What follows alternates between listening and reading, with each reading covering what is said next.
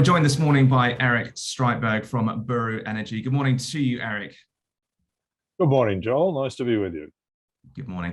Look, it's been a while since we all last spoke. You've obviously been quite busy. Give us an idea about how things are going in oil and gas generally. Look, pretty well, actually. Interestingly enough, the oil and gas prices have bounced back fairly substantially, and of course, that's given us a bit more impetus for our programs. We've had a very active drilling program going on, and also been producing and selling oil. And of course, in all that, we haven't neglected our energy transition businesses, which we're pushing ahead with as hard as we can. Yeah, oil price is definitely very strong at the moment. It looks like you've just sold some cargo. Tell us a bit more about that. Yeah, that was our latest lifting of Ngani crude oil from our storage tank in Wyndham, 70,000 barrels. And we get Brent plus a margin. So the pricing on that should be over $90 a barrel, US 90 a barrel. And with where the Australian dollar is at the moment, we should get a check for somewhere over 4 million Aussie. So that's going to be a very welcome addition to the cash.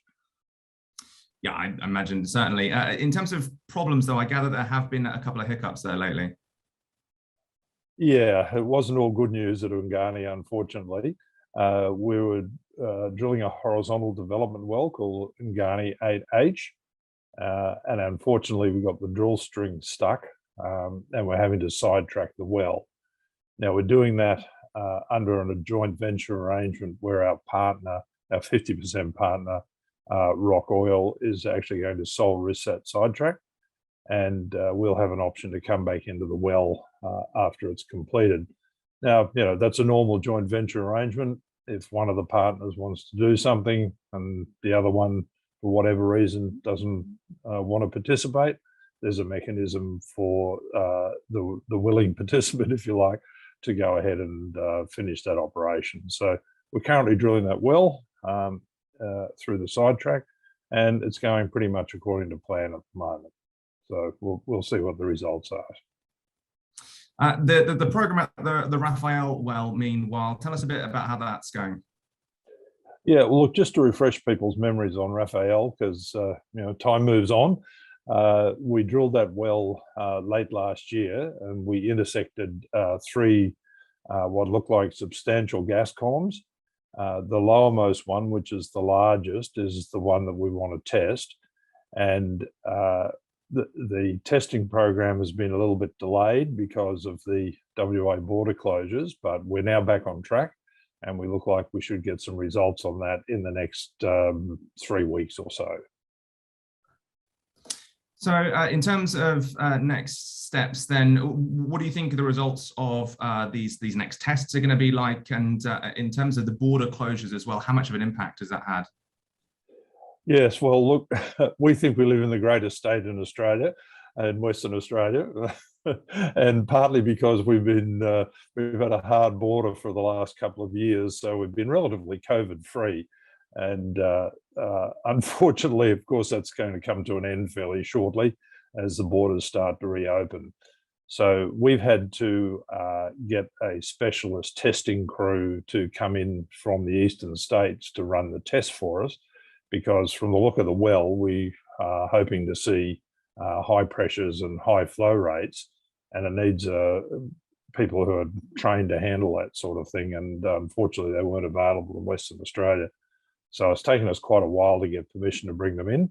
And of course, our Premier has now just agreed to shorten the quarantine period from 14 days to 7.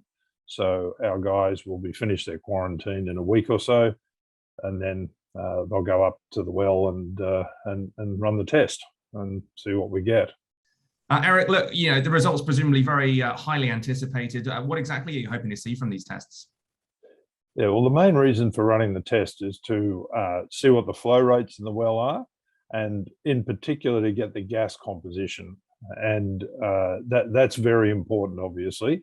From what we've seen from the mud gas that we saw when we were drilling the well, it's got low CO2, and high liquids contents, which makes it very valuable. And the other thing that's valuable, of course, is the pressure, because we saw pressures up to 6,000 psi when we were drilling it. And pressure is value, basically, because it helps you with all your downstream processing, etc. So what we need to do is confirm all those parameters, and that's what the test will be aimed at. To be clear, it's probably not going to tell us much about the size of the reservoir. That really comes down to our mapping, but it will give us a lot of confidence in relation to what the reservoir can deliver. Now, the other important thing on this is once we have the test results, we have an independent reserve certifier standing by to come out with some resource numbers. So a couple of weeks after we finish the test, we'll actually have some numbers that we can put in front of people that will give us an idea of what an independent view of the size of this thing is.